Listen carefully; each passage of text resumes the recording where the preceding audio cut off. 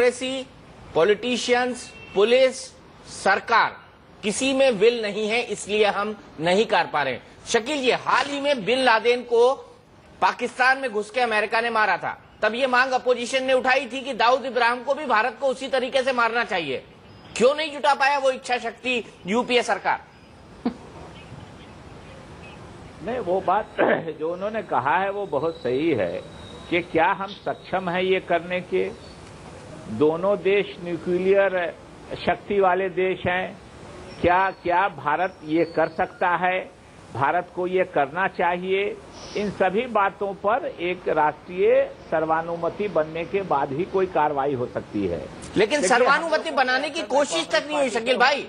दुर्भाग्य की बात यह है कि जब वो मांग उठी थी तो सर्वानुमति बनाने की कोई कोशिश नहीं हुई। दीपक जी, मैं कांग्रेस से हूं, यूपीए से हूं।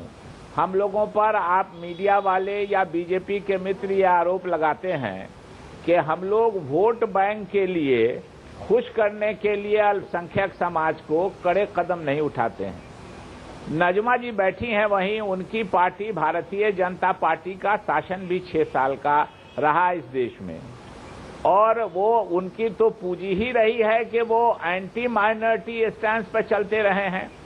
उनको तो वोट बैंक मजबूत होता उससे, जिस रास्ते पर वो चलते हैं।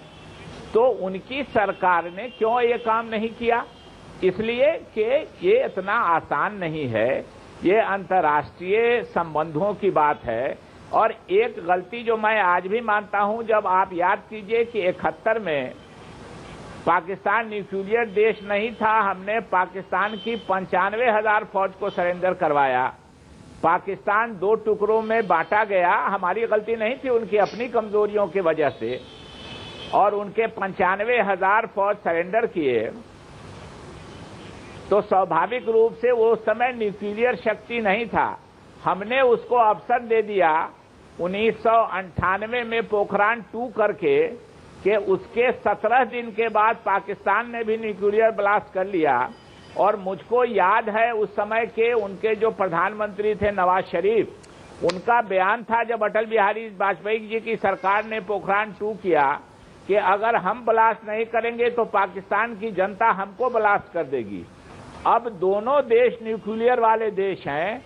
लड़ाई शुरू करने के पहले, इस तरह की कार्रवाई करने के पहले, किसी भी जिम्मेदार देश को इन सब बातों को सोच के आगे की कार्रवाई करनी चाहिए।